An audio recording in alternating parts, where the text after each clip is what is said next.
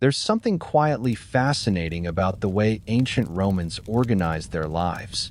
When you first hear about some of their rules and customs, they sound strange, even arbitrary. Why would a society care so much about which direction you faced when you took certain oaths? Why would there be laws about how many guests you could invite to dinner? Why would the color of your clothing matter so much that wearing the wrong shade could get you in serious trouble? But when you slow down and look at the context, at the practical realities of life in a city that grew from a small settlement to an empire spanning 3 continents, most of these rules start to make sense. Not in a modern way, necessarily, but in a way that solved real problems for real people living in a very different world. And that's what we're going to explore tonight. Not the grand sweeping laws of empire, but the small, odd regulations that shaped daily life in Rome and the quiet logic behind them. We'll move through these slowly, looking at how ordinary Romans navigated their days, what challenges they faced, and how these strange-sounding rules helped them manage a complex urban society long before modern infrastructure or technology existed. There's no rush here. We're just observing, noticing patterns, understanding a world that's gone but left traces in how it organized itself. Let's start with something that sounds almost comically specific. In ancient Rome, there were regulations about where you could urinate in the city. Not just vague customs, but actual rules that were enforced with fines. You couldn't just relieve yourself anywhere on the street, even though Rome didn't have public restrooms in the way we think of them today. There were designated spots, large ceramic vessels called amphorae that were placed at street corners and in certain public areas, and you were expected to use those. Now, this sounds like just basic sanitation, which it was, but the reason it became a formal rule with penalties attached was more complex than you might think. Rome was a dense city. By the height of the empire, close to 1 million people lived within its walls, packed into apartment buildings that could be 5 or 6 stories high, with narrow streets between them. If everyone just urinated wherever they happened to be standing, the streets would have become impassable very quickly, not just because of the smell, though that was part of it, but because of disease. Romans didn't understand germ theory. They didn't know about bacteria or how disease actually spread, but they understood cause and effect. They noticed that when streets became too filthy, when waste accumulated, people got sick. Fevers spread. Children died. So they created a system to manage human waste, and part of that system was these public collection vessels. And here's where it gets interesting in a quiet, practical way. The urine collected in these amphorae wasn't just disposed of. It was valuable. Fullers, the people who cleaned and processed wool and cloth, needed urine for their work. The ammonia in urine was one of the best cleaning agents available in the ancient world. It could remove oils and grease from fabric, it could help set certain dyes, and it was free if you had a way to collect it. So the city essentially created a system where a waste product became a resource, where the very thing that would have made streets unlivable if left to accumulate randomly was instead channeled into an industry that needed it. The rule about using designated collection points wasn't just about keeping streets clean. It was about making an economy work, about ensuring that fullers had the materials they needed, about turning a problem into a solution. And people followed the rule not just because of fines, though those existed, but because it made sense on a practical level. You lived in a crowded city, you needed clean clothes, you needed streets that didn't smell like an open sewer, and this system addressed all of those needs at once. There's a pattern here that shows up in many Roman rules. They often solved multiple problems simultaneously, addressing immediate practical needs while also serving economic or social functions that weren't immediately obvious.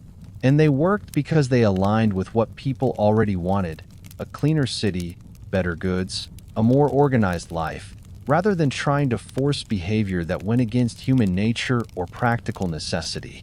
Let's talk about another rule that seems odd until you understand the context. In Rome, there were strict regulations about who could wear purple clothing, specifically a deep purple dye called Tyrian purple. This wasn't just a fashion guideline or a suggestion about good taste. It was law, enforced with real consequences. Only certain high-ranking officials, and eventually only the emperor, could wear garments dyed this particular shade of purple. If you were caught wearing it without authorization, you could face serious penalties. This sounds like pure vanity, like the kind of arbitrary status symbol that powerful people impose just to remind everyone else of their position. And yes, there was definitely an element of that. Purple was expensive, rare, and beautiful, and restricting it to the elite was a way of making status visible and unambiguous. But there was more to it than simple snobbery, and it had to do with how societies without modern identification systems managed to function. In a city of hundreds of thousands of people, where most citizens never saw the emperor or high officials in person, where there were no photographs or ID cards or uniforms in the modern sense, how did you know who had authority? How did a soldier in the street know which person giving him orders actually had the rank to do so? How did a crowd know which figure in a public ceremony was the actual magistrate and which was just someone standing nearby? Visual markers solve this problem. If only senators could wear togas with a broad purple stripe, then when you saw someone in that toga, you knew immediately that you were looking at a senator.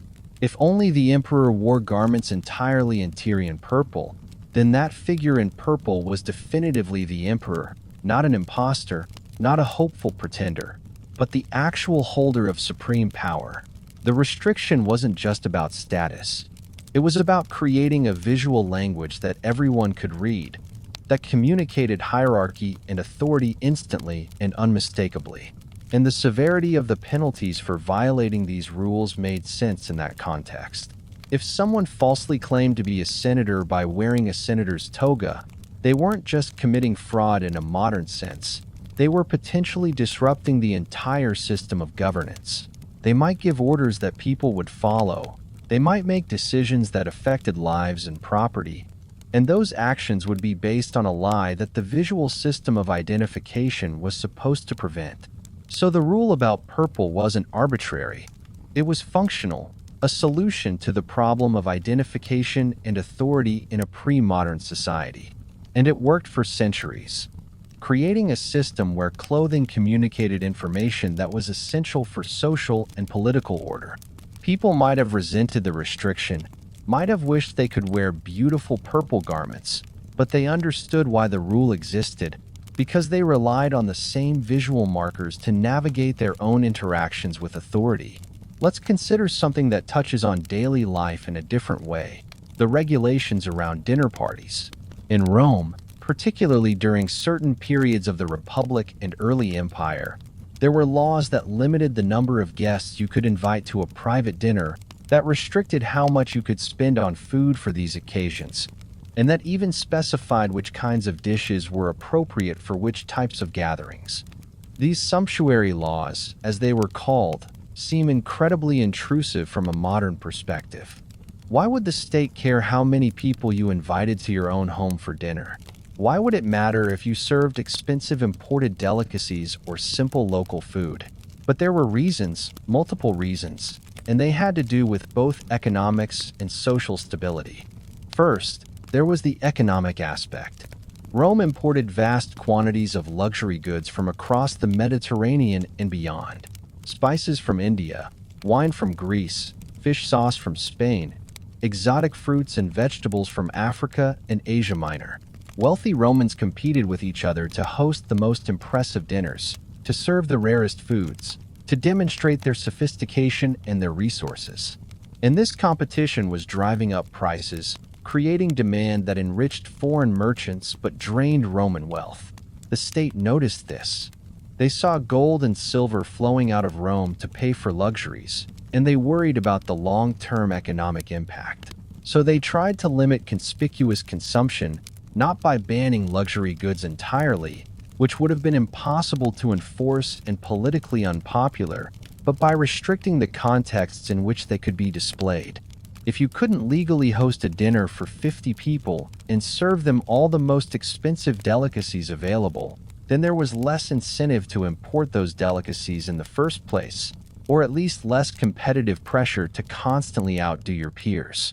But there was also a social dimension to these laws, and it was more subtle.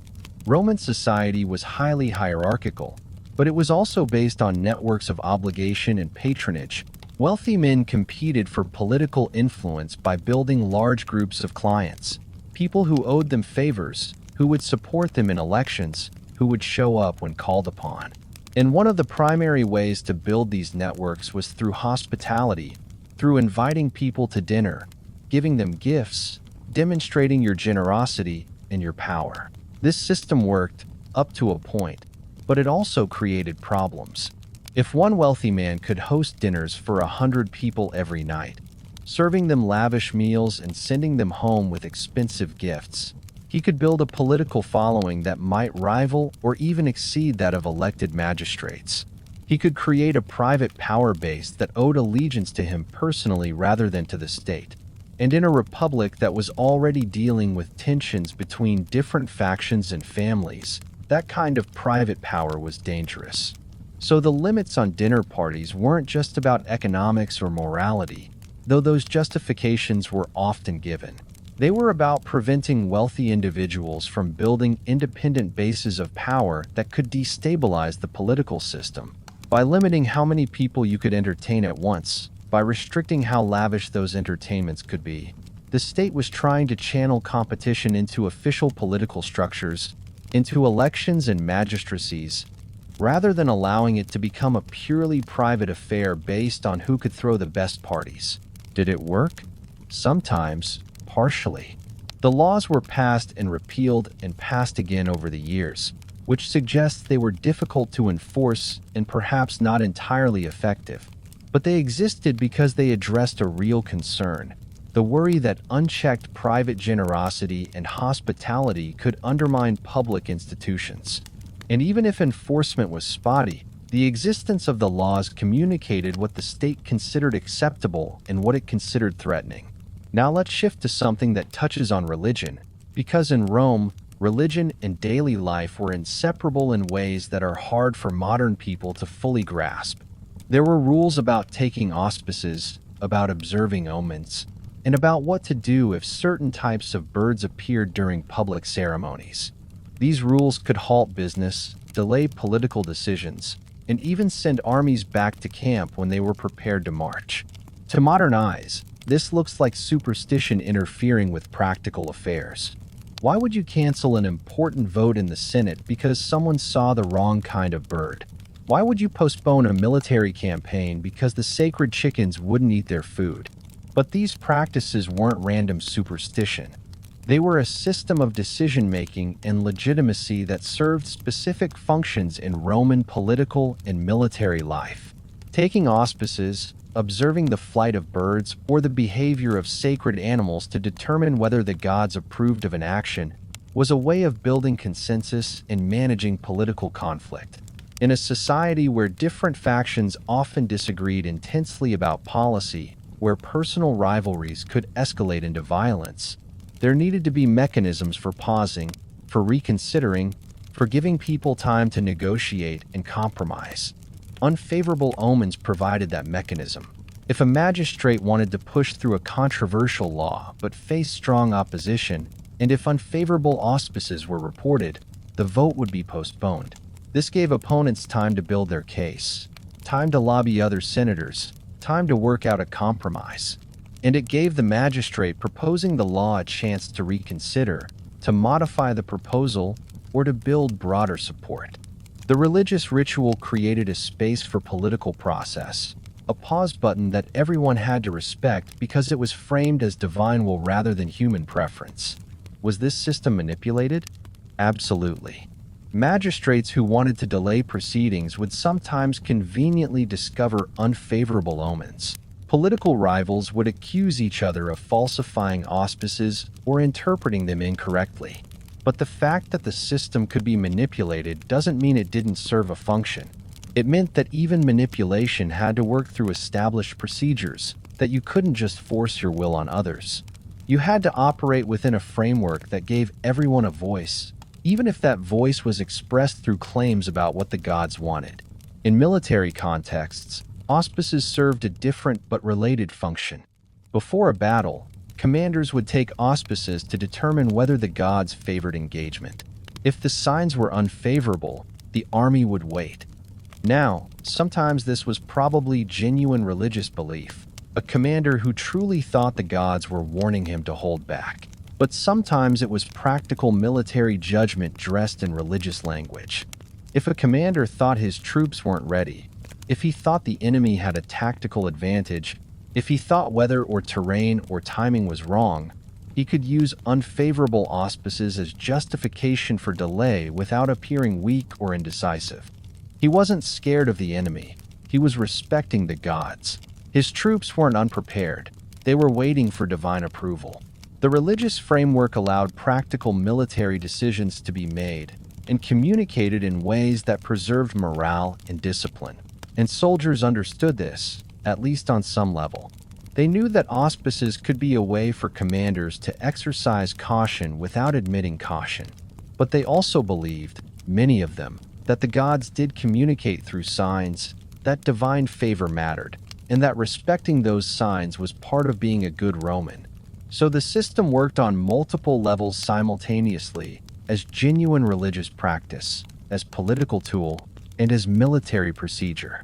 There's something worth noticing here about how Roman rules often blurred the line between religious, political, and practical functions.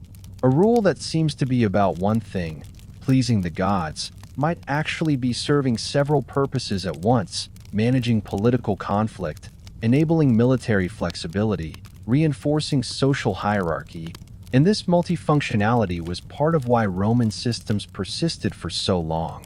They were flexible, adaptable, useful in multiple contexts, even as their official justifications remained constant. Let's talk about something more mundane but equally revealing: the rules about waste disposal and what you could throw out of windows.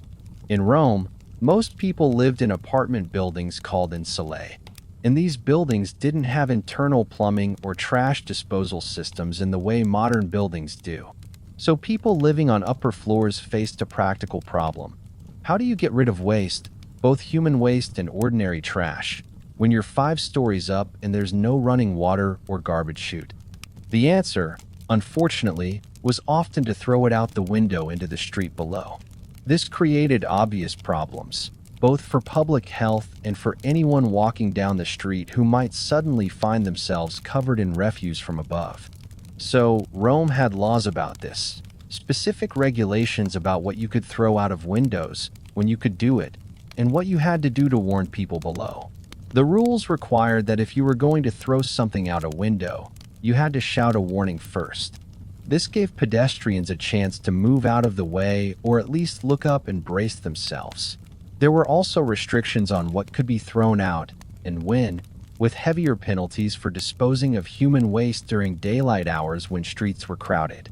And if you injured someone by throwing something out a window, you were liable for damages, with the penalties being particularly severe if the injured person was a free citizen rather than a slave. Now, these rules didn't solve the underlying problem, which was that apartment buildings needed better waste disposal systems. But in the absence of infrastructure that wouldn't be developed for centuries, they managed the problem in a way that balanced practical necessity with public safety and dignity. People needed to dispose of waste. There was no realistic way to carry everything down multiple flights of stairs multiple times a day. So the law acknowledged that window disposal would happen, but it tried to make it safer, more predictable, and less likely to cause serious harm. And there's evidence that people mostly followed these rules. Not perfectly, but enough that the system functioned. We know this because Roman writers complained about window disposal, but they complained about it as an annoyance, not as a constant deadly threat. Juvenal and other satirists joked about the dangers of walking through certain neighborhoods at night, but the fact that it was a subject for humor rather than horror suggests it was a manageable risk, something you watched out for, but not something that made the streets impassable. The rules also created social accountability in an interesting way.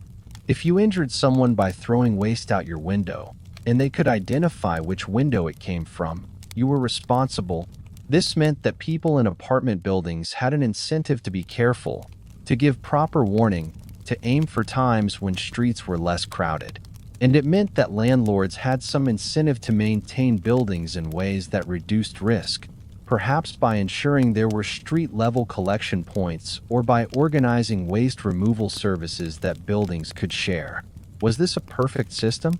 Obviously not. The idea of people throwing waste out of windows is repellent to modern sensibilities, and it created health hazards that contributed to disease and reduced quality of life.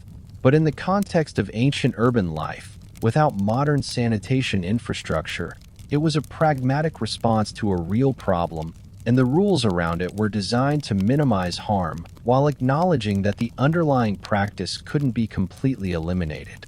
Let's consider another aspect of Roman life that was heavily regulated in ways that seem strange until you think about them: the use of fire and lighting in the city. Rome had very strict rules about when and where you could use open flames, about what kinds of lamps were permitted in different contexts, and about who was responsible if a fire started and spread. These rules existed because fire was one of the greatest dangers in ancient Rome. The city was built largely of wood, with narrow streets and densely packed buildings. Once a fire started, it could spread rapidly, destroying entire neighborhoods. And fires did start regularly. Cooking fires, lamps, heating braziers, all of these were necessary for daily life, and all of them were dangerous in a city made of flammable materials. So Rome developed an elaborate system of fire prevention and fire response. There were regulations about the construction of buildings, requiring certain fire breaks and limiting how closely buildings could be packed together, though these regulations were often ignored or worked around. There were rules about lighting, specifying that certain types of open flames could only be used in specific contexts, and requiring that lamps and braziers be attended at all times. There was also a fire brigade, the vigils, a force of men who patrolled the city at night watching for fires and responding when they broke out. But their effectiveness was limited by ancient technology. They had buckets, they had pumps that could spray water short distances, but they didn't have the equipment to fight large fires effectively. So prevention was crucial, and that meant regulating behavior in ways that reduced the likelihood of fires starting in the first place. The rules about fire were enforced with varying degrees of strictness depending on the context. If you were a wealthy homeowner with a large private residence, you had more flexibility in how you managed lighting and heating, though you were also liable for significant damages if a fire from your property spread to neighboring buildings. If you lived in a crowded apartment building, the rules were stricter, and landlords could face serious penalties if they allowed tenants to use dangerous lighting or heating methods. What's interesting is how these rules created a kind of collective responsibility for fire safety. Everyone knew that a fire in one building could spread to others, that the entire neighborhood could burn. So there was social pressure, beyond just legal requirements, to follow fire safety rules, to be careful with flames, to maintain equipment properly. And there was also a culture of mutual assistance, neighbors helping each other watch for fires, alerting the vigils quickly when smoke was spotted, working together to contain small fires before they became large ones. This collective approach to fire safety was necessary because the technology didn't exist to fully prevent or control fires through individual action or centralized authority alone. You needed everyone participating, everyone being careful, everyone watching out for each other. And the rules, by establishing clear expectations and penalties, helped create that culture of shared responsibility. Now let's talk about regulations that touch on economic activity in ways that reveal how markets worked in the ancient world. Rome had laws about weights and measures, about standardization of containers used in trade, and about who had authority to verify that merchants were using honest measures. These rules existed because in a world without electronic scales or standardized packaging, it was very easy for merchants to cheat customers. A merchant might use a set of weights that were slightly lighter than they should be, allowing them to give less product while claiming to give the proper amount. Or they might use containers that looked standard but actually held less volume than official measures. Or they might manipulate scales in subtle ways that most customers wouldn't notice. Rome addressed this by establishing official standards, kept at certain temples or public buildings, against which all weights and measures were supposed to be calibrated. There were officials, aediles, whose job included inspecting markets and verifying that merchants were using honest weights and measures.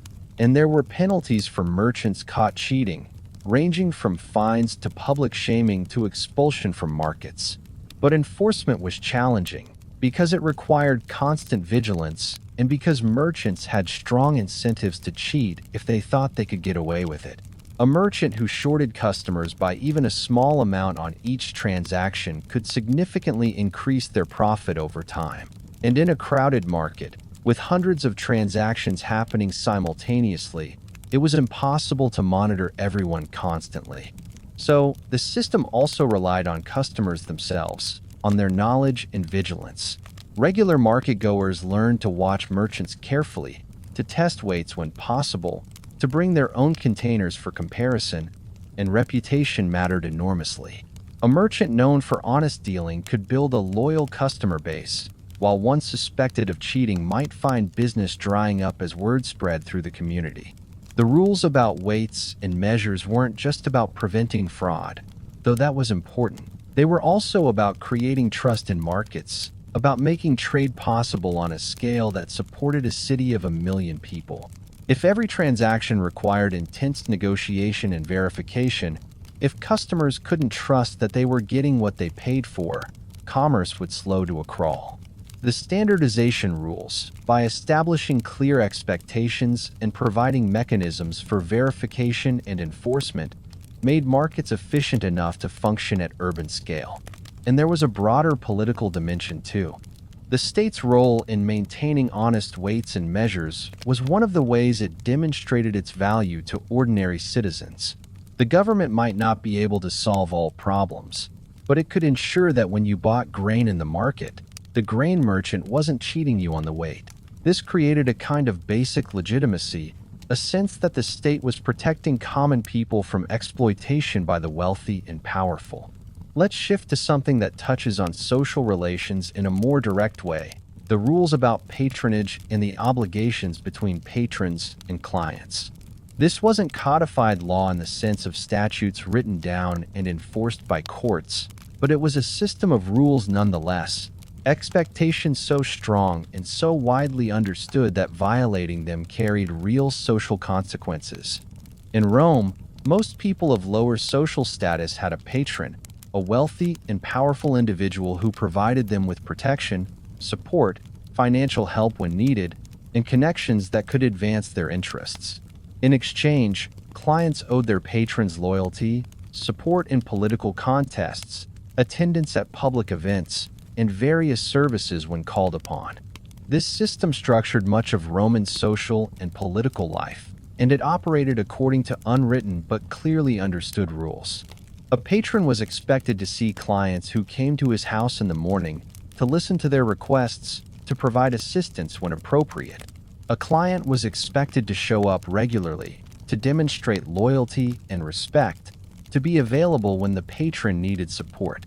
Neither side could simply walk away from the relationship without cause, and there were social penalties for patrons who neglected their clients or for clients who abandoned their patrons.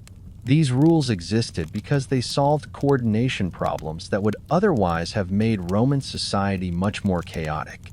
In a world without extensive government welfare programs, without modern employment markets, without institutional mechanisms for social mobility, the patron-client system provided a way for resources to flow from rich to poor, for political power to be built and exercised, and for social order to be maintained.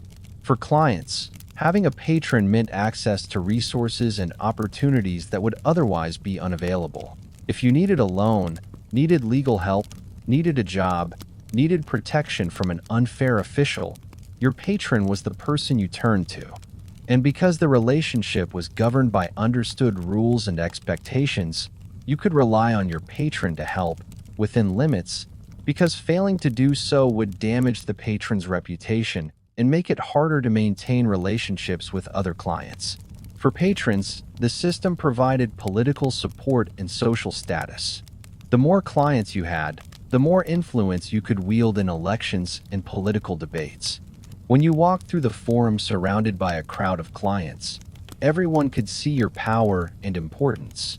And because clients were bound by rules of loyalty and obligation, patrons could count on their support in ways that were more reliable than simple bribery or temporary alliances. The rules of patronage weren't enforced by law courts in most cases, but they were enforced by reputation and social pressure. A patron who consistently ignored clients, who took their loyalty for granted and provided nothing in return, would find clients drifting away to other patrons. Word would spread that this person wasn't a good patron, and it would become harder to build political support. Similarly, a client who betrayed their patron, who accepted support and then worked against their patron's interests, would find themselves ostracized, unable to find a new patron, shut out of the networks that made Roman life navigable. This system of rules and expectations, informal though it was, created a kind of social fabric that held Roman society together across vast differences in wealth and power. It wasn't fair or equal, it was fundamentally hierarchical, and it reinforced inequality. But it was also predictable and manageable in ways that purely transactional relationships might not have been.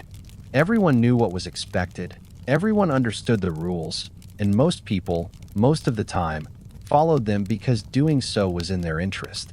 Let's talk about regulations concerning public spaces, particularly the use of the forum and other gathering places. The forum was the center of Roman public life, the place where politics happened, where legal cases were heard, where merchants conducted business, where people came to see and be seen. And because it was so important and so crowded, there were extensive rules about who could do what in the forum, where different activities were permitted, and how the space was managed. There were designated areas for different types of activity. Political speech happened in certain locations. Law courts met in specific buildings or porticos. Money changing and banking happened in particular sections. And there were rules about maintaining these divisions, about not conducting inappropriate business in the wrong part of the forum, about respecting the ceremonial and political uses of the space. These rules existed partly for practical reasons, to keep the forum organized and functional. If merchants set up shop wherever they wanted, if political speakers competed with commercial transactions happening right next to them, if law courts tried to operate amid crowds of shoppers and money changers, nothing would work efficiently. The spatial organization, enforced by rules and by officials who supervised the forum, made it possible for different activities to coexist in a limited space. But there was also a symbolic dimension to these rules. The forum was the heart of Roman civic identity, the place where the Republic, and later the Empire, manifested itself physically. How the forum was organized, what activities were permitted, where, who had access to which spaces, all of this communicated messages about Roman values and priorities. Politics and law were central, given the most prominent locations. Commerce was important but secondary, confined to specific areas. Religious ritual had its place, marked by temples and altars, but it was integrated into rather than separated from daily civic life. The rules about forum use also reflected and reinforced social hierarchies. Senators had privileges in terms of where they could stand during public events, which sections of the forum they could access, how they could move through the space. Ordinary citizens had their places, their zones of access. Slaves and foreigners were even more restricted, and these spatial rules made hierarchy visible, made it something you could see and feel as you moved through the public spaces of the city. But the forum was also, within these hierarchical constraints, a relatively accessible public space. An ordinary citizen could go there, could watch political speeches, could observe trials, could participate in public life in ways that weren't available in more restricted settings. The rules made this possible by creating order, by ensuring that crowds didn't become chaotic, by giving everyone a place where they could stand and observe and, when appropriate, participate. This brings us to another set of rules that might seem trivial but that served important functions: regulations about greetings and social acknowledgement. In Rome, there were understood expectations about who greeted whom, about who initiated conversation, about what forms of address were appropriate in different contexts. These weren't written laws, but they were rules nonetheless, enforced by social pressure and by consequences that, while informal, were very real. The basic pattern was that social inferiors greeted social superiors, initiated contact, showed deference. A client greeted their patron, not the other way around.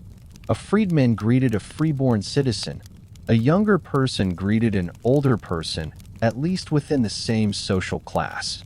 And these greetings followed certain forms, certain phrases and gestures that communicated respect and acknowledged hierarchy. This system existed because it managed social interaction in a society with sharp status divisions. If everyone greeted everyone else equally, if there were no understood patterns of deference and acknowledgement, social encounters would be confusing and potentially confrontational. How would you know if you were speaking to someone who expected deference? How would you signal your own status? How would you navigate a crowd without constantly causing offense or being offended? The rules of greeting solved these problems by making expectations clear. You knew who to greet and how to greet them based on understood social positions. And because these rules were widely known and followed, most social interactions could happen smoothly, without awkwardness or conflict. The system was hierarchical and reinforced inequality, but it also reduced friction and made daily life more predictable. There was also a political dimension to greeting rituals, particularly in the practice of the morning salutation, where clients would go to their patron's house to pay respects. This ritual, which was governed by elaborate rules about timing, about order of precedence, about what was said and how, served multiple functions. It allowed patrons to display their status by having crowds of clients waiting to see them. It reinforced client loyalty through regular personal contact, and it provided a structured time and place for clients to make requests and for patrons to distribute favors. The rules of salutation, about who was seen in what order, about how long each person could speak with the patron, about what kinds of requests were appropriate, made this system manageable. Without rules, the morning salutation would have been chaos, with clients competing for attention and patrons unable to manage their time or distribute favors effectively. With rules, it became a predictable ritual that served both patrons' interests in building political power and clients' interests in accessing resources and opportunities. Now let's consider regulations that touch on something more intimate: rules about marriage and family formation. Roman marriage law was complex, with different rules for different classes of people, different requirements for different types of marriages, and different consequences depending on how a marriage was contracted. One aspect that seems particularly strange to modern people was the degree to which marriage was a family and property matter rather than primarily a personal relationship. There were rules about who could marry whom, based on social class, on citizenship status, on family relationships. There were regulations about dowries, about what property a woman brought to a marriage, and what happened to that property if the marriage ended. And there were expectations about the role of families in arranging marriages, particularly for first marriages and particularly among the elite. These rules existed partly because marriage in Rome wasn't primarily about personal affection or individual choice, though those could certainly be factors. It was about creating alliances between families, about transferring property in controlled ways, about producing legitimate heirs who would inherit status and wealth. And because marriage had these social and economic functions, it needed to be regulated in ways that ensured those functions were fulfilled properly. The rules about who could marry whom prevented marriages that would confuse social hierarchies or create problematic mixing of classes. A senator couldn't marry an actress or a woman from certain other disreputable professions, not because of personal morality, but because such a marriage would undermine the dignity of senatorial status. A Roman citizen's marriage to a non-citizen had different legal status and different inheritance implications than a marriage between two citizens. These rules maintained clarity about status and about the transmission of privilege across generations. The rules about dowries served multiple functions. They ensured that women brought something of value to marriage, which gave them some leverage and protection within the marriage. They created clear records of property transfer that could be important if the marriage ended in divorce. And they provided a mechanism for families to create economic ties, to move property between houses in ways that served broader family strategies. But these rules also created flexibility within a hierarchical system, because there were multiple types of marriage with different legal forms and different implications. Couples and families could choose arrangements that suited their particular circumstances. A wealthy family might insist on a formal marriage with elaborate property arrangements. A poorer couple might contract a simpler form of marriage with minimal formalities. And as long as the basic rules were followed, both marriages would be recognized as legitimate, if with different legal standing and different rights. What's important to notice is that these rules, while they may seem to limit individual freedom, actually created a kind of order and predictability that made life more stable for many people. When marriages followed understood patterns, when property was transferred according to clear rules, when family structures were recognized and protected by law and custom, people could plan their lives, could build stability, could create futures for their children with some confidence that the rules wouldn't suddenly change. Let's talk about something that connects to daily economic life in a different way: the rules about debt and credit. Rome had elaborate laws governing loans, interest rates, repayment terms, and what could happen if someone couldn't pay their debts. These laws changed over time and varied, depending on the status of the people involved. But they consistently tried to balance the rights of creditors to collect what they were owed against the need to prevent debt from becoming a form of slavery or permanent bondage. In early Roman history, debt laws were very harsh. A creditor could seize a debtor who couldn't pay and force them into labor until the debt was worked off. In extreme cases, a debtor could be killed or sold into slavery. These harsh laws created terrible hardship and were a source of social conflict, with poor citizens sometimes rising in revolt against creditors and demanding debt relief. Over time, the laws were reformed to be somewhat less brutal, though debt remained a serious matter with significant consequences. Debtors could still lose property, could still face public shame, could still find themselves in bondage of various forms. But the absolutely most extreme penalties were moderated, and there were more procedures for working out payment plans or settling debts through property transfer rather than personal servitude. These rules existed because credit was essential to Roman economic life. Farmers needed to borrow seed grain or money to plant crops. Merchants needed credit to finance trading voyages. Building projects required loans to pay workers and buy materials. Without credit, economic activity would have been severely limited. But credit only works if creditors have confidence they'll be repaid, and that required rules that protected creditors' rights while also preventing the worst abuses. The rules also had to account for the reality that sometimes people couldn't pay their debts through no fault of their own. A crop might fail due to weather, a trading voyage might be lost at sea, a business might fail for reasons beyond anyone's control. If the penalty for unpayable debt was death or permanent slavery, that would destroy people who were simply unlucky, which seemed unjust even to ancient Romans. So the rules tried to find middle ground, protecting creditors enough to keep credit flowing while preventing debt from becoming a complete catastrophe for debtors. There were also rules about interest rates, limits on how much interest could be charged on loans. These rules were often violated or worked around. But their existence showed that Romans understood the danger of predatory lending, of creditors using debt to extract excessive wealth from borrowers. The limits on interest were meant to ensure that loans were productive tools for economic activity rather than mechanisms for exploitation. And there were social mechanisms that supplemented legal rules. A debtor who had a patron could often turn to that patron for help in managing debt, either through direct financial assistance or through the patron's influence with creditors. This meant that the patron-client system functioned partly as a form of financial safety net, a way for people to access help when formal legal protections weren't enough. The rules about debt also intersected with Roman ideas about honor and shame.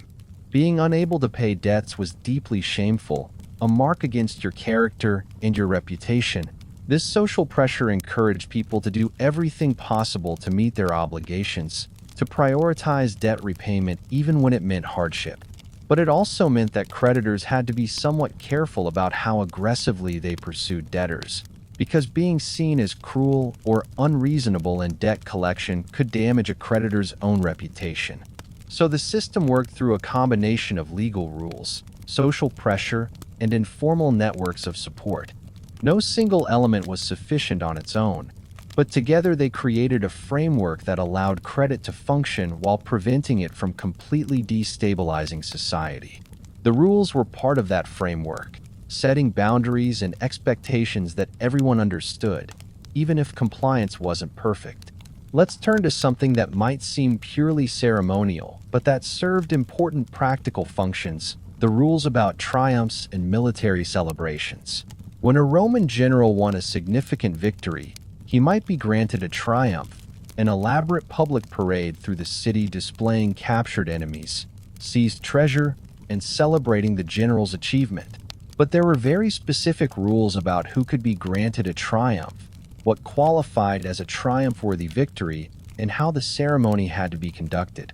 A general had to have won a decisive victory over a foreign enemy, with a minimum number of enemy casualties.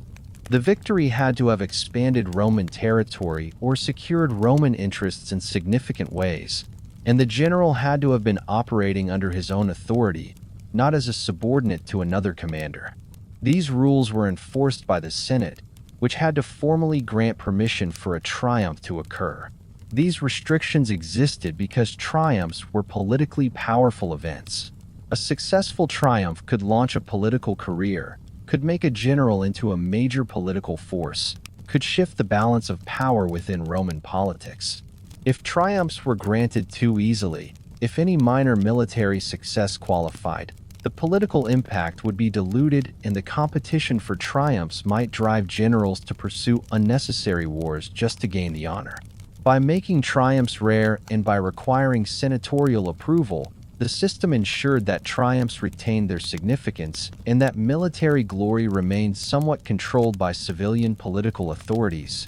The Senate couldn't prevent a popular general from becoming politically powerful, but they could at least regulate how that power was displayed and celebrated. There were also rules about what happened during a triumph itself. The triumphant general rode in a special chariot, dressed in specific ceremonial garb, following a prescribed route through the city. Behind him, a slave stood holding a crown over his head and supposedly whispering reminders that he was mortal, that glory was fleeting. The procession included captured enemies, displayed treasure, and representations of conquered territories, all organized according to traditional patterns. These ceremonial rules served multiple purposes.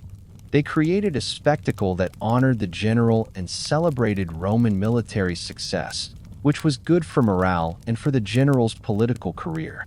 But they also contained that celebration within controlled forms, within rituals that emphasized continuity with Roman tradition, that reminded everyone, including the general, that individual glory served the larger purposes of Rome. The triumph wasn't about the general becoming a king or a god. It was about Rome's victory, achieved through the general's service, and the detail about the slave whispering reminders of mortality, whether or not it actually happened consistently, represented an important idea that the rules of triumph were meant to reinforce. Military success didn't exempt you from Roman values, from the expectation that you remained a citizen serving the state, not a tyrant or autocrat. The triumph honored you, but it also reminded you of your place within the larger community. Now, let's consider rules that governed religious practice in more everyday contexts, beyond the major state rituals we discussed earlier. Romans had household gods, lairs and penates, spirits that protected the home and family. And there were rules, mostly customary rather than legal, about how these household gods should be honored, when offerings should be made, and what kinds of rituals were appropriate.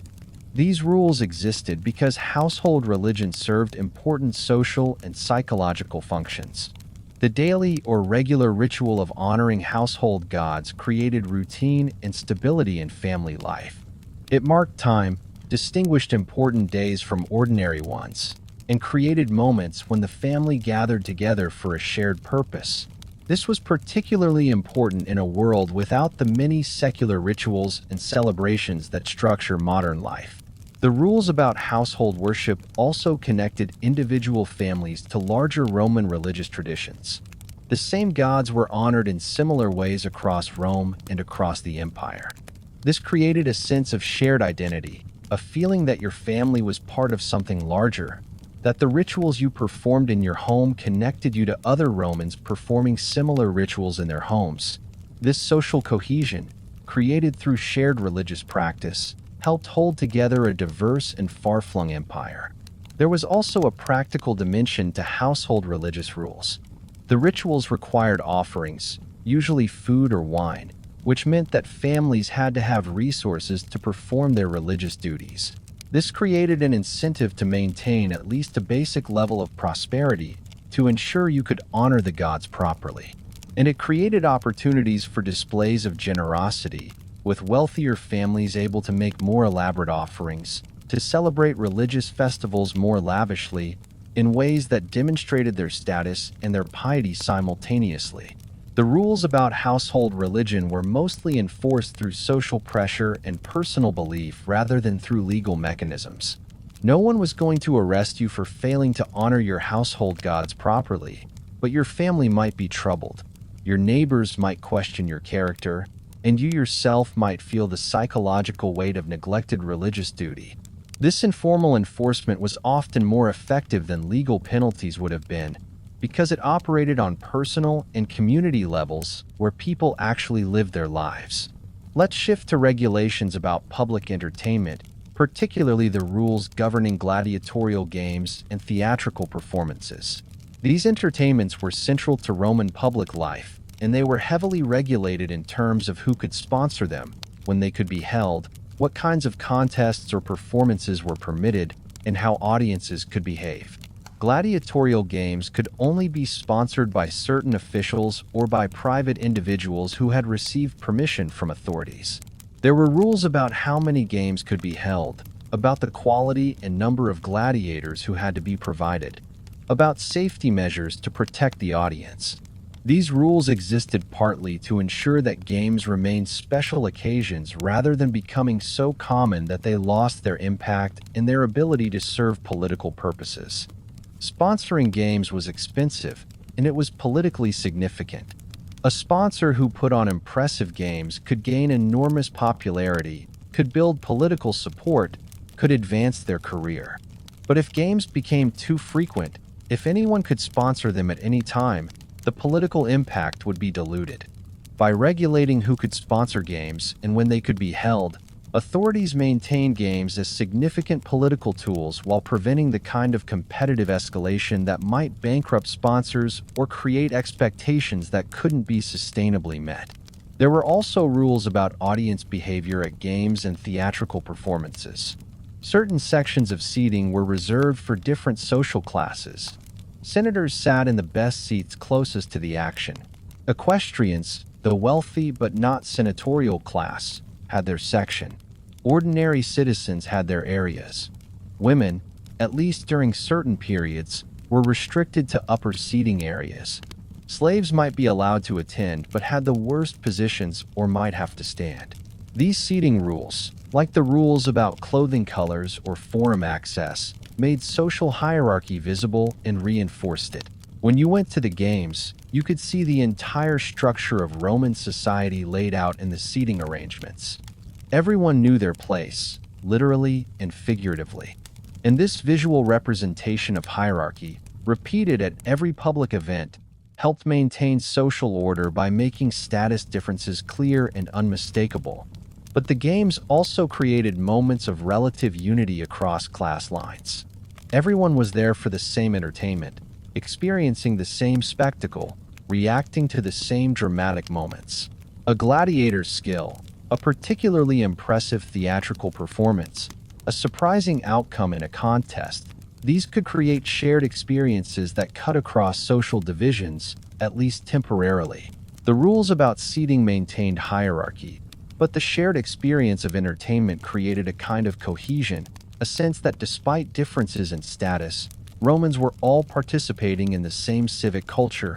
There were also rules about what kinds of content were appropriate for theatrical performances, particularly regarding political satire or criticism of authorities.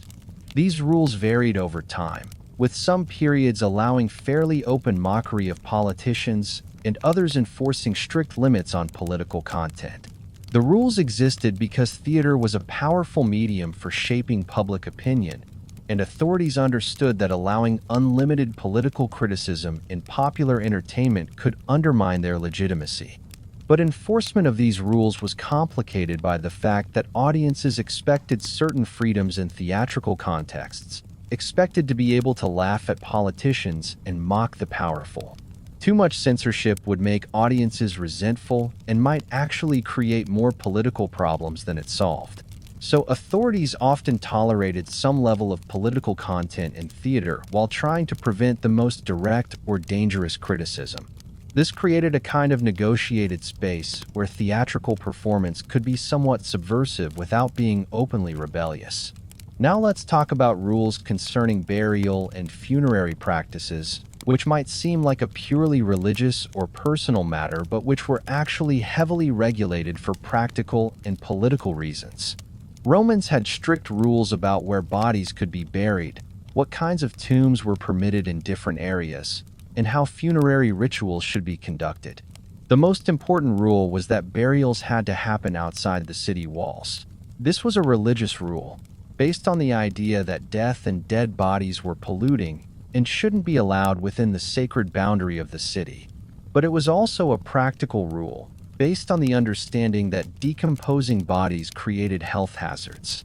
Romans didn't understand disease in modern terms, but they understood that having burial grounds inside the city, particularly in a hot climate, led to unpleasant smells and seemed to correlate with illness. So major roads leading out of Rome were lined with tombs and burial monuments, creating distinctive landscapes that travelers would pass through on their way in and out of the city. These roadside tombs served multiple functions. They were memorials, marking the lives of the deceased and keeping their memory alive. They were status symbols, with wealthy families building elaborate monuments that displayed their importance. And they were a form of communication with the living, with inscriptions that addressed travelers, asking them to remember the dead, sometimes offering moral lessons or celebrating achievements. The rules about tomb construction and placement ensured that this funerary landscape remained organized and didn't interfere with other uses of the land along roads. There were restrictions on how far tombs could extend from the roadside, on how large they could be relative to the property they occupied, on what kinds of structures were permitted. These rules prevented the funerary zones from becoming chaotic or from blocking travel and commerce. There were also regulations about funerary rituals themselves, about what kinds of ceremonies were appropriate for different classes of people, about how bodies should be prepared, about what could and couldn't be included in burials. These rules served partly to maintain social distinctions, with elaborate funerals being a privilege of the wealthy and powerful, but they also served to ensure that funerals didn't become occasions for political demonstration or social disruption. A funeral for a prominent person could attract large crowds, could involve processions through the city, could include speeches and theatrical displays that bordered on political events.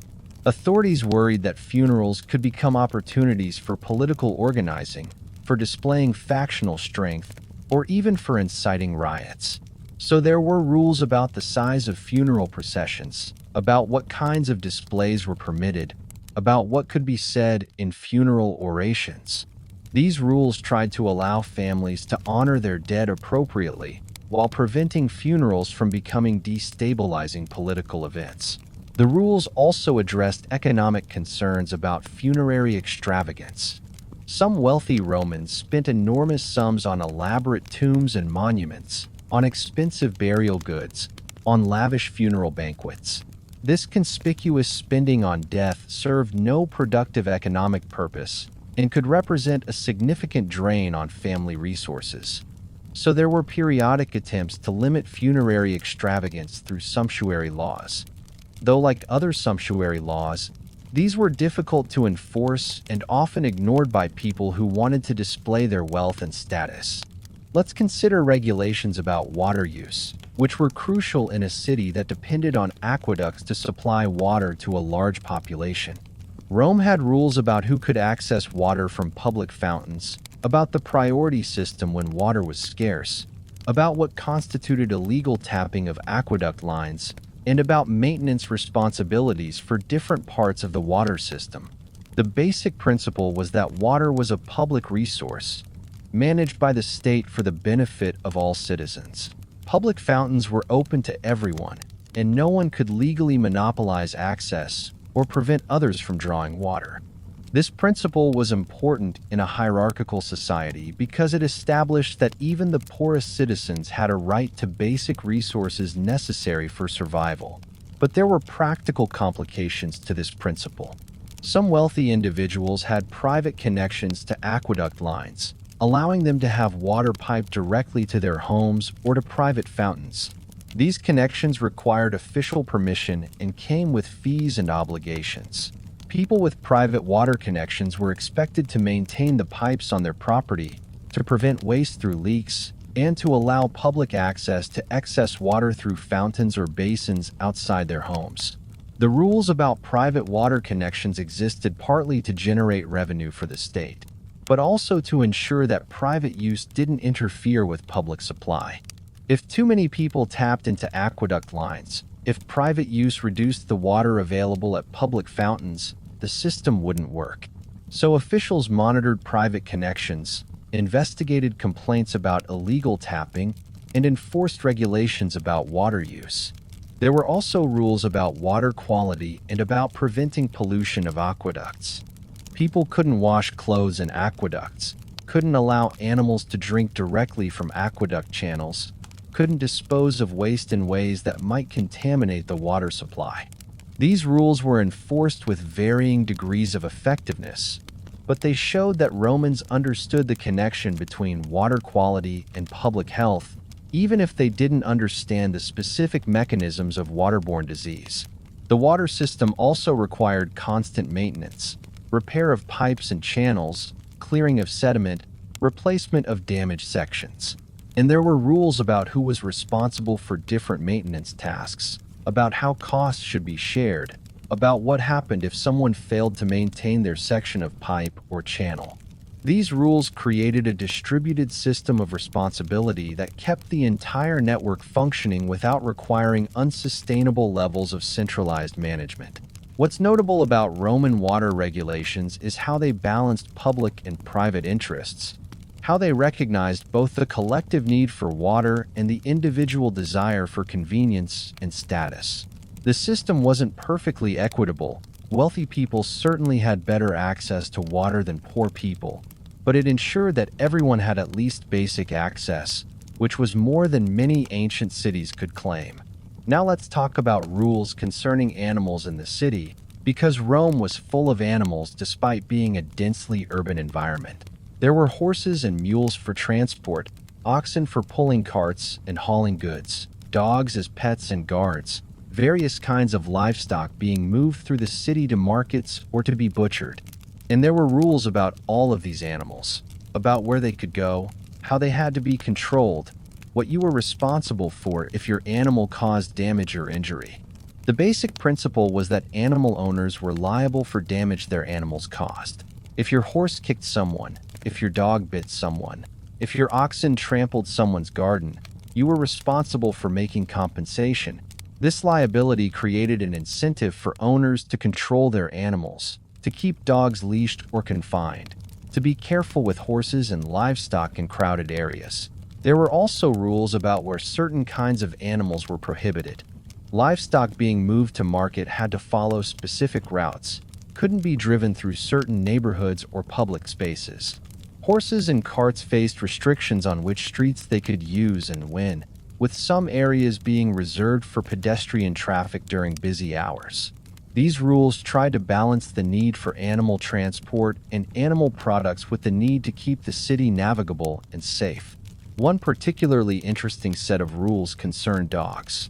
Romans kept dogs as pets and as guards, and there are mosaics showing dogs with cave canem, "Beware of dog," written beside them. But there were regulations about dangerous dogs, about dogs that had bitten people or that were known to be aggressive. Owners of such dogs faced stricter liability, might be required to keep dogs confined or muzzled, and could face serious penalties if their dogs caused severe injury or death. These rules existed because in a crowded city, a dangerous dog was a significant public safety threat. Unlike in rural areas where a dog might only encounter a few people. In Rome, a loose, aggressive dog could threaten dozens or hundreds of people in a short time. So the rules were stricter, the enforcement was more serious, because the potential consequences were greater. There were also rules about disposing of dead animals, which was a significant practical problem in a city with many animals and no modern sanitation. You couldn't just leave a dead horse in the street, couldn't dump a dead ox in a river or alley.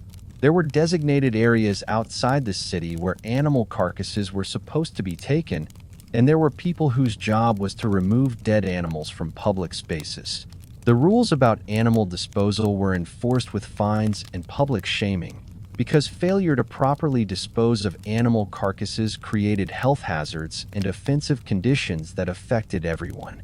What all of these animal regulations show is that Romans were managing a complex urban ecosystem, trying to integrate animals that were necessary for transport, food, and other purposes into a densely populated environment. The rules weren't perfect, enforcement was inconsistent, and there were certainly problems. But the existence of these detailed regulations shows sophisticated understanding of the challenges of urban animal management and systematic attempts to address those challenges. Let's shift to something that touches on intellectual life, the rules and customs around public speaking and rhetoric. Rome highly valued eloquence, the ability to speak persuasively in public forums, in law courts, in political debates. But there were rules about how public speaking should be conducted, about what kinds of arguments were acceptable, about how speakers should address audiences and each other. These rules existed partly to maintain order in public forums. If political debates or legal arguments devolved into shouting matches or personal attacks, if speakers could say anything without consequence, public discourse would become chaotic and potentially violent. So there were expectations about civility, about addressing arguments rather than just attacking persons, about maintaining certain standards of language and demeanor. But the rules were also about class and education. Proper rhetoric required training, knowledge of traditional forms and classical examples, ability to construct arguments and recognized patterns. This meant that effective public speaking was largely limited to educated men from elite families, because they were the ones who had access to rhetorical education. The rules of rhetoric, while they seemed to be about maintaining order and quality of discourse, also functioned to limit who could effectively participate in public life. There were also rules about what kinds of evidence could be used in legal arguments, about what constituted acceptable witness testimony, about how documents could be introduced.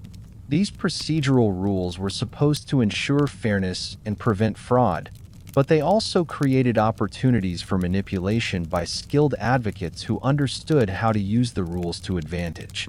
A good lawyer could win a case not because his client's position was actually more just, but because he understood procedure better than his opponent.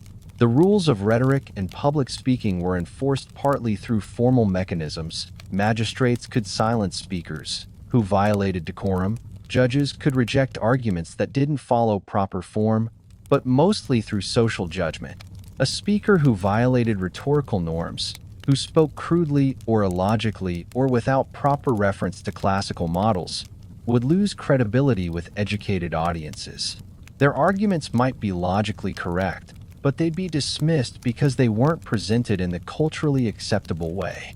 This created a kind of linguistic hierarchy that paralleled and reinforced social hierarchy.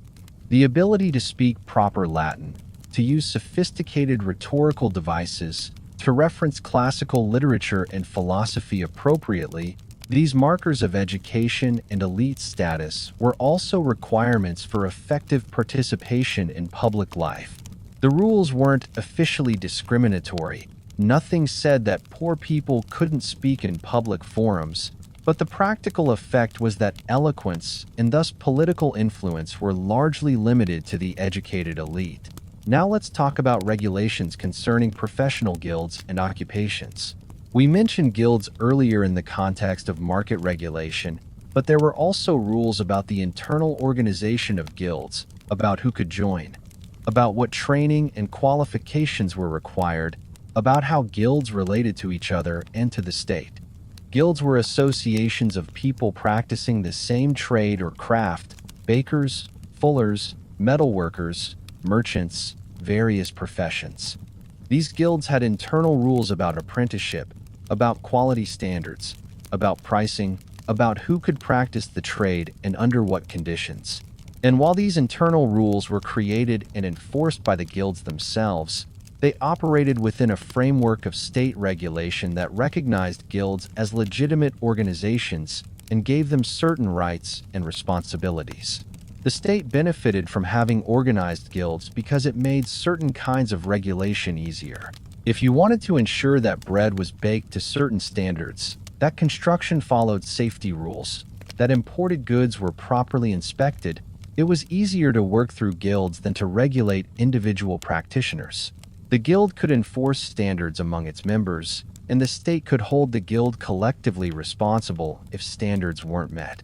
But guilds also served the interests of their members by limiting competition, by controlling who could enter the trade, by setting minimum prices, by coordinating production to avoid oversupply. Guilds protected their members' livelihoods. And the rules about guild membership and operation, while they seem to be about maintaining quality and order, also functioned to restrict supply and keep prices high. The state tolerated this because guilds also provided social stability. Members of a guild had a stake in the existing system, had reasons to oppose radical change or social upheaval.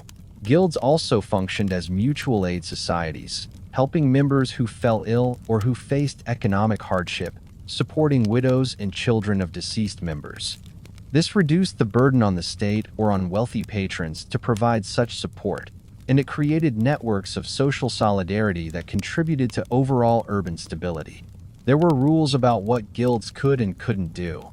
They could regulate their trades, could organize festivals and religious celebrations, could pool resources for mutual benefit, but they couldn't become political factions, couldn't organize collective action against the state, couldn't use their economic leverage for political purposes. Guilds that violated these rules, that seemed to be becoming centers of political opposition, could be suppressed or disbanded. These rules about guilds existed because the state recognized both the benefits and the dangers of organized professional associations. Benefits in terms of economic regulation and social stability, dangers in terms of potential political organization and collective action. By allowing guilds but regulating them, by giving them space to operate but limiting their political activities, the state tried to capture the benefits while minimizing the risks. Let's return one more time to questions of status and identity, specifically the rules about how ex-slaves, called freedmen or freedwomen, navigated Roman society. When a slave was freed, they didn't become fully equal to freeborn citizens. There were legal distinctions, social markers, and practical limitations that reminded everyone of their former status. Freedmen couldn't hold certain political offices, couldn't serve in the legions in the same way freeborn citizens could, faced restrictions on who they could marry. These rules existed partly because Romans believed that slavery left a mark. that people who had been enslaved couldn't fully participate in civic life in the same way as those who had always been free. But the rules also reflected economic and social realities about the position of freedmen in Roman society. Many freedmen remained closely tied to their former owners, who became their patrons.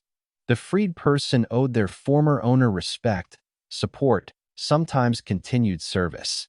And the former owner was expected to help the freed person, to protect them, to advance their interests.